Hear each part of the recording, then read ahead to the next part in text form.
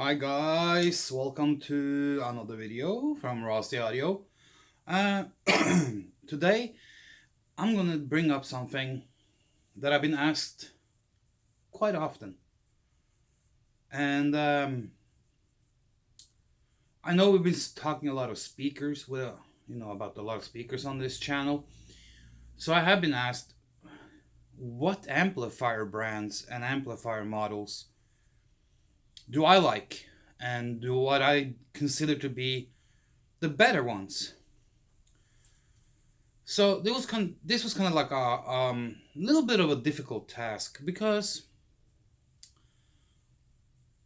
amplifiers have a wide range in price, and even though they're built up on the same philosophy, there is certain different things that goes on in different amplifiers.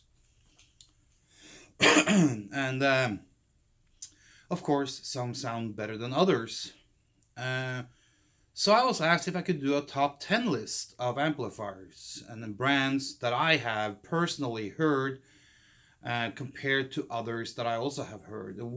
How would I kind of like put them on a list like that? So I had to consider like price, and this can be both used, vintage, or newer stuff if the company is still in business.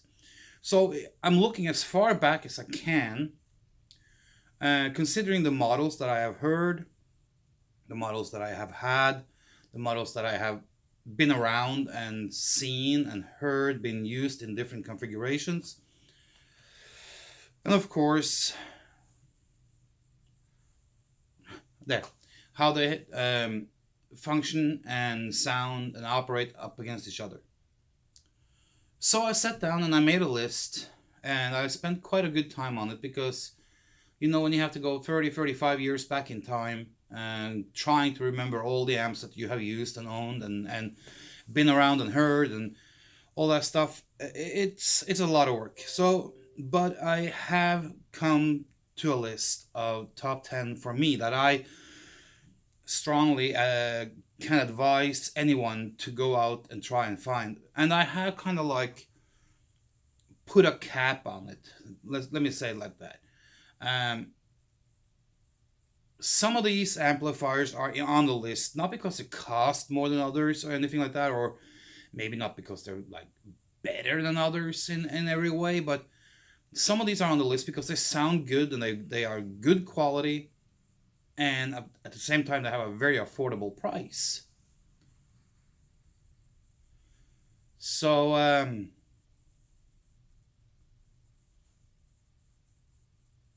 that's why. I was just looking at the door here because it looked like someone was coming to the door, but they didn't.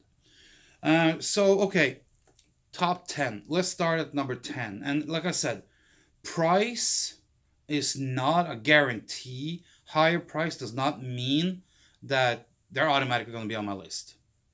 And I know for a fact that this list is going to create some controversy, and people are going to say, no, no, no, you got it wrong, and all that stuff.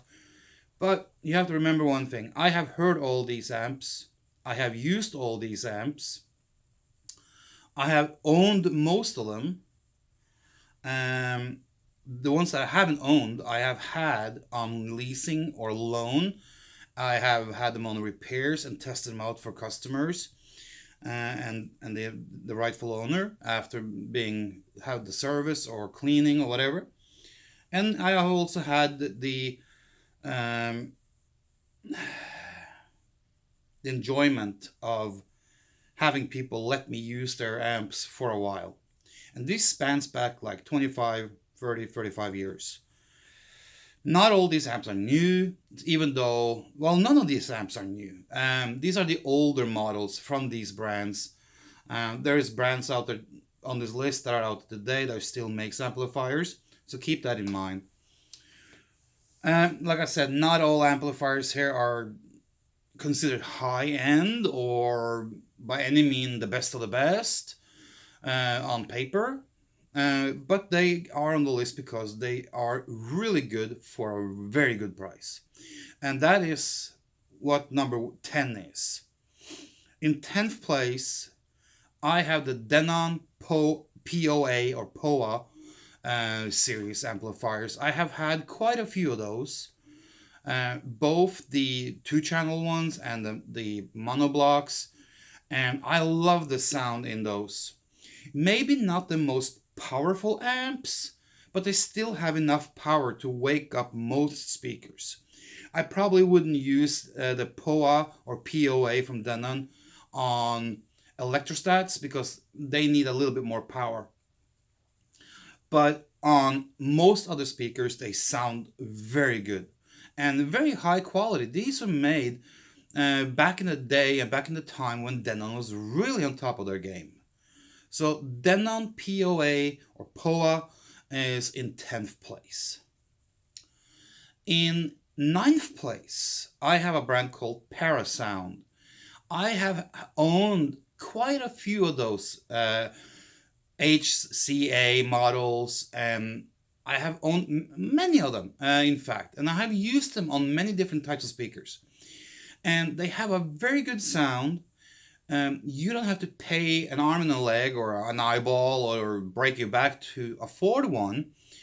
The newer stuff is kind of expensive, but if you go for the more vintage and the used stuff, you can get them for a very good price. And they have the bigger ones, the 200, 250 watts per channel amps, plenty of power to drive most speakers. Even, I want to say that the 250 watters and the 200 watt, even though they have the same watt as Denon, they feel and they sound more powerful than Denon. So I don't know why, but there's something there. So Parasound is to me a very good brand.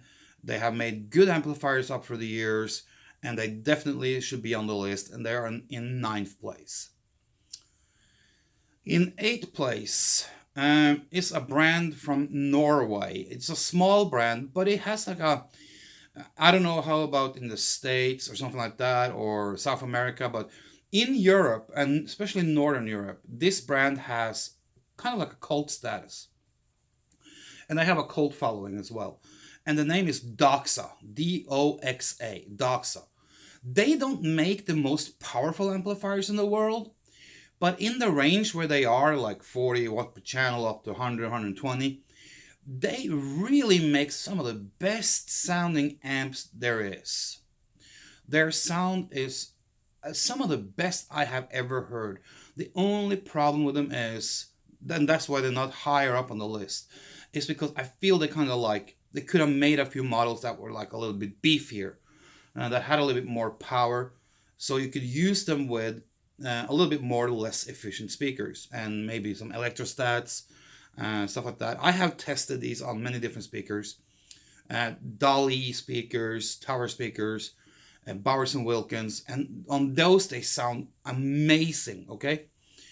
But then again, I tried Doxa on some bigger Stereo Vegas, and I didn't get the full potential out of the Stereo Vegas with the Doxa amplifier, just because it doesn't have that beefy power in the bottom to do that.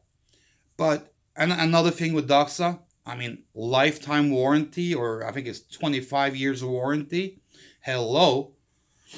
So very good amps, and that's why they are, this phone is stupid, in 8th place. In 7th place, I have a brand that maybe some people overlook, and this could have been on the speaker list of overlooked brands and stuff. And this is the sister to another brand that I have on my list, Acurus, Acurus. Very, very good amplifiers. They sound good. I think they still make them today, but back in the day when I used them and when I owned a few of those, they had a wide range of amplifiers in different sizes and different wattage groups. So you could get like 3-channel, 80 to 100 watt per channel, and 3 of them for home theater use. You had 100 watt stereo amplifiers, 180 watts stereo amplifiers, 200 watt amplifiers in stereo. I think they even had a 250 watter. And they really made some good amps. And their prices was like not cheap, but it wasn't like super expensive. And they were like, you want to say, they were knocking on the door to the high end world. They were not quite high end, uh, but they were not entry level, they were not mid level, they were higher hi-fi. So they were like right there sniffing on the high end level. Very good amplifiers. You can't go wrong with them. They have plenty of power. They feel very open, very direct. So for that, they're number 7 on my list. Number 6 on my list is Carver. And I have a huge and a long experience with Carver amplifiers. I have been a dealer, I've been a distributor. I have used Carver for 29, 30 years, both privately and in my companies. And I just love the sound in Carver. And they had a big range of amplifiers from 50, 60, 70, 80 watt per channel up to like, depending on the impedance that you were driving it in, but you know, you could pump up like 4 to 600 watts per channel. So that you could find a Carver amplifier that suited your needs and your speakers very well. If you didn't need a lot of power, okay, you went for a smaller Carver and you got really good sound. And if you needed more power, you knew you could go out and just go and get it. And Carver has always been my first choice to use on Seven Vega speakers because that's a hand and glove match. It's just so perfect. It has enough power to drive the big 15s, and it is just a good fit overall. And in today's market, you can get used Carvers for a fairly good price. I mean, it's not overpriced. It's not. You're not going to get them for cheap either, but they're fairly priced. So Carver is absolutely on the list. Number 5, in fifth spot, we have the sister of Acurus, which is Aragon. Aragon is maybe a step up from Acurus, I feel. I have owned about 6 Aragon amplifiers through the years, and I have never been disappointed. All amps have performed well above my expectations. They have enough power. The sound is open, it's dynamic, it's very, very correct. And I feel that you can use them on different types of speakers without a problem. I had 2 Aragons at the same time, and I was using them on Dali speakers, Bowers and Wilkins. I used them on Tannoy. I used them on Paradigm. I used them on Energy. I even used them on Seven Vegas. I used them on some JBL L100, Yamaha speakers. I use them on a lot of different speakers, and it doesn't go wrong. Whatever speaker you have, the Aragon amps sounds amazing. And we're now going into the top 5 here, and all these top 5 amps are just unbelievable, amazing amps. In 4th place, I have only owned 1 of these, but I have had 2 or 3 amps available to me via connections, and that's Passlabs or Pass Laboratories. Incredible amps, total power busters. They pump out tons of power. The sound is some of the better you can find out there. So Passlabs is absolutely a brand you should look for. But then again, when it comes to Passlabs, you have to pay more for those than the other 6 or the other 6 that I have mentioned, or 5. So the first 5 that except for Doxa is kind of expensive, but I don't think you can find them all over the world. So I'm going to leave that one out. But Passlabs are on the used market a little bit higher priced than the other ones that I have mentioned. Although the other ones are starting to creep up in price too, except for Acurus and Parasound. They kind of like are stable in a very affordable range. So Passlabs, well, when I had my Passlab, I got it used. I couldn't afford it back then to buy it new, and I got a good deal on it. I felt that I was getting a bargain, because when I sold it later on, I didn't lose money on it, so I felt that I got a bargain on it. What I noticed was it sounded so good with the Bowers and Wilkins and Dolly and the Tanois. Those three speakers loved the Passlab amp. Um, I think that I can't remember, but I think it was around 250, 300 watt per channel or something like that. I think it was, and it had immense amount of power. I mean, it was so powerful. It got kind of hot. If you know what I mean, the chassis got hot, so it had a huge power supply in there, and it was just enormous. It weighed a lot too. It was heavy as heck. Now, that is absolutely an amp that I can recommend straight off the bat. Passlabs, you can't go wrong with that. And I mean, if you have electrostat speakers, Passlab is probably a very, very good combination. Now, to number three, in third spot, I have a brand that many people will say is overrated and pumped up and hyped up, but I have Krell. Krell for me is, I have had two Krells with 5 to 6, 7 years apart.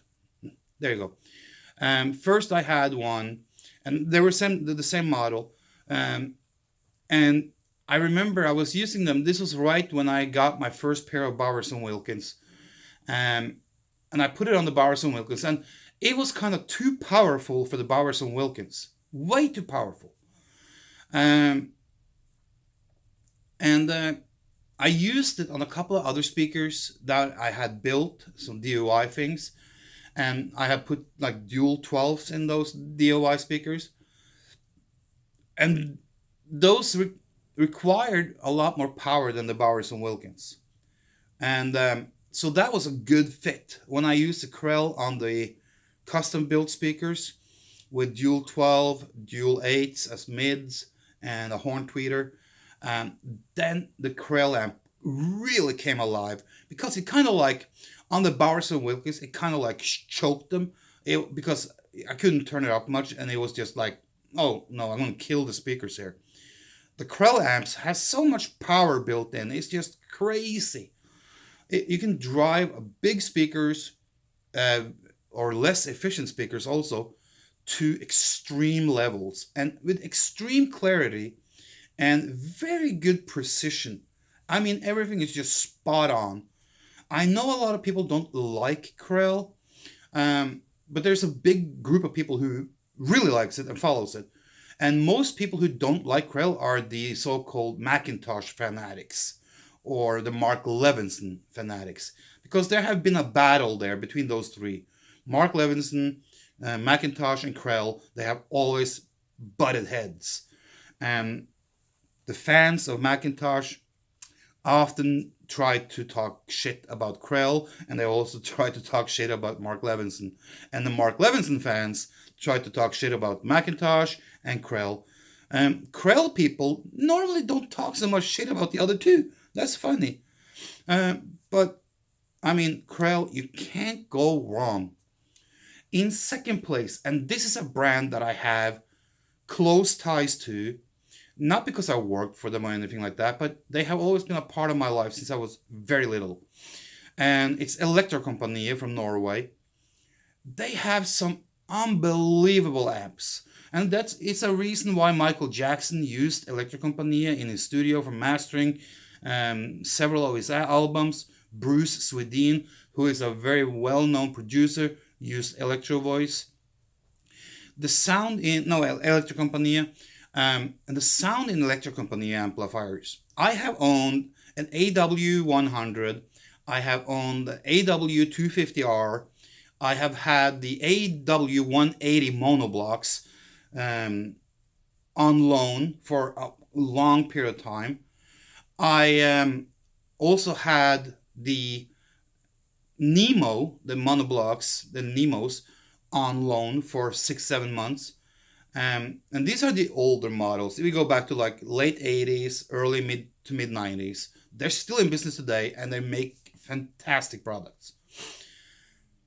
Per Abrahamson was a genius when it comes to making amps, and he had some really, really cool stuff going on. Of course, Elektrokompaniet got bought out, but they're still really good. So, which one is the best? Well, I really like all of them. I even had the AW60, the small one, the little tiny one.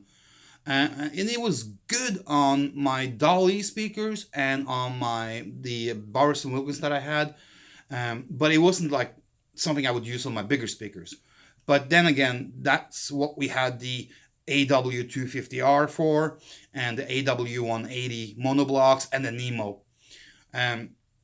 Those has amount of power that is just crazy good. The thing with the Electro Company is they have a very, very good sound quality. And most people who know what Electro Company is agrees on this. There's no one who has ever talked shit about Electro Company. Are they better than Krell and Passlabs and Aragon and Chorus? Yes, they are. And you, in some cases, you pay less for the Electro Company, but the sound is way better in my ears and in many people's ears. So you can say, well, would it be the perfect sound? Well, it would be the perfect sounding amplifier if it wasn't for another brand. And you know what? Electro Company bought them out and they now own this brand. So Electro Company for me is a sure given number 2 of all amps. You can come with Macintosh, you can come with Martin Logan, you can come with anything you want, even Krell, Passlabs. I don't care. Electro Company sound better than all of them. But there's one amplifier brand that sounds even better than Electro Company. And that's probably why Electro Company bought them out, because they were a direct competition. Yes, it's another Norwegian amplifier brand, and it's Dynamic Precision. I have had several of their amps. I haven't had any of their newer amps that is made by after Electro Company bought them out. But I had some of their amps back in the day when they were still owned by one guy who was he started out the company on his kitchen table building amplifiers. And he quickly built up a following of fans for his amplifiers. The DP series. He had hi-fi versions, he had pro audio versions, 200 watts, 250, 400. They are some of the most powerful amplifiers I have ever had in my hands. And I can tell you this much. They have like damping factor of 2000, you know? And I'm not kidding. The damping factor is 2000. 400, 250, 400 watt per channel and 2000 in damping. Can you be any more happy? And a slew rate that is great to match. So, and their THD, their distortion is ultra, super, ultra low. I mean, some of the lowest numbers you have ever seen. I have tested these 200 and 250 watt amplifiers from DP, that I call them, Dynamic Precision, up against many amps with the same amount of wattage rating on their per channel, and even more powerful amps per channel. And none of them can give the same power to a speaker as the DP. I don't know what kind of drug that guy was on when he made them, but he found a way to build amps that is just unbelievable. It was funny because I remember I had, at the time, when I had the Dynamic Precision, I put it up on some speakers, and I had an NAD, or NOD as we call it, 218 from way back, and it was just sitting there doing nothing. And I was like, they are about the same size in wattage. So let's hook them up and do a test head to head. I'm not saying by any means that NAD should be on this list, because they shouldn't. But you know, their power rating was the same on paper, but in real life there was a difference in sound and power delivery and control of the speakers as the distance from the Earth to the moon and back. It was such a big difference. And I remember when I got I think it was a Passlab amplifier. It was the same size, a little bit heavier, um, but the same size in wattage. And I had then sold the DP amp, and called the guy and said, "Hey, you have to come here and bring your amp with you. We have to do another head-to-head test." That dynamic precision sounded so much better than the Passlab amp, both in sound quality and in power, and just how the amp sounded. And you have to remember, we used the same type of speakers on both amps. We used 3 or 4 different pairs. He brought a pair that he had. I can't remember what brand he had with him. But I had some huge, at that point, I had some huge Infinity speakers. And I had some, I still had the Dalis, the Helicon. And there was another pair that I had. I can't remember, it's so long ago. And he brought his pair, and we tested all 4 speaker pairs on each amp. Same music, same level, everything is the same. And there was no competition for the dynamic precision amp. Flat out just killed the Passlab amp. So that's why the Passlab was in 4th place. So to me, the dynamic precision amp they are the holy grail of amps. Let me tell you.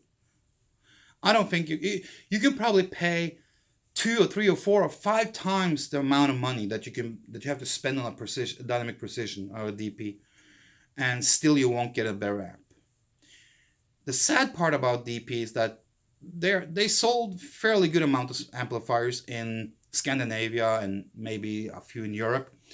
They didn't sell too many over here in the United States. There is a few over here, but not like over on the other side of the pond.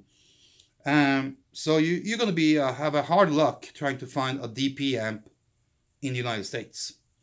You will find a few electric company amps in the United States, even Nemo and the AV180, the AV250R, but they're not flushed out there either. There's not many of those either, and when people sell them, they want their money for them. So to recap, in 10th place we had the Denim POA or POA. In 9th place we had the Parasound amplifiers, and they had a lot of different amps that sounded good. In 8th place we had Doxa. 7th place we had Acurus.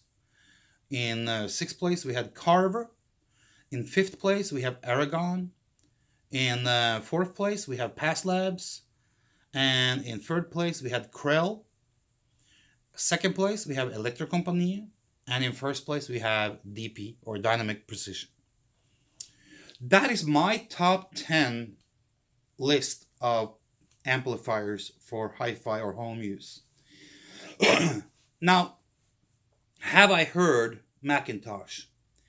Have I heard the other amps? Yes. And I can tell you right away, Macintosh is some of the most hyped up, overrated amps that I have ever heard. I did not like the sound in them at all. They sound muddy. They sound hollow. And they have a tone that I cannot wrap my head around. So if you are into muddy, hollow sound, then by all means go and get a Macintosh and overpay for it, when you can get these brands that I just talked about now for the same price or less, and way less, and get a better sound. I don't care what people say about Macintosh. It's one of those brands that I have the same relationship to as some of the Klipsch speakers. I would, if I had the possibility of getting a dynamic precision amp to the United States, I would take a head-to-head battle against any Macintosh owner any day, every day, all year long. And I would blow them out of the water. The same with Electrocompagnie, the same with Krell, and the same with Passlab. The top 4 on this list is way better than anything else. I know there's $1 million amplifiers out there. There are some really expensive shit out there, but that I probably haven't heard, so I can't really say anything about them. But like I said, it's not like the amplifiers that cost 100,000 or more or $1 million. It's going to be that much better than an amp that costs $5, $10, $15, $20,000. So there you go. This was my list. If you have a different list, please make your own list down below in the comment area. And let's compare them and see what you have on your list. And if you own any of these amplifiers, please also make a comment down below and make us know what you think. And I mean, if you have any experience with any of these brands, you know what to do. Make a comment. And if you like the video, give it 2 thumbs up or 1 thumb up or whatever they do. And please share this video. Until next time, take care.